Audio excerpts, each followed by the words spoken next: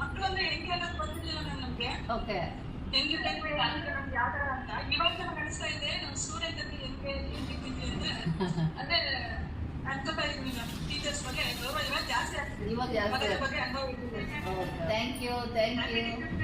Thank you Pushpa.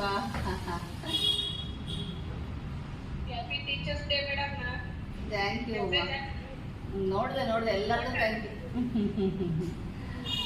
Okay, ಎಲ್ಲ ಖುಷಿಯಾಗಿದ್ದೀರಾ? ಇವತ್ತೆಲ್ಲ ಕಲ್ತಿದ್ದೀರಾ? Okay, ಇಷ್ಟು ತಿಂಗಳಲ್ಲಿ ನಮ್ಮಿಂದ ಏನ್ ಕಲ್ತ್ಕೊಂಡ್ರಿ ನೀವು? ನಮ್ ಗೌರಿ ರೆಡಿ ಆದ್ರೆ ಫಸ್ಟು. Very good. ಒಳ್ಳೆ ಮಾತು ಹೇಳದೆ. ಯಾರ ಕೈಗೂ ಚಾಚತೆ ನಾವು ಜೀವನ ಮಾಡ್ಕೊಳ್ಳೋ ಬದುಕು ಕಲ್ತ್ಕೊಂಡ್ವಿ. ಅಷ್ಟು ಸಾಕು, ಖುಷಿ ಆಯ್ತು. Okay, welcome.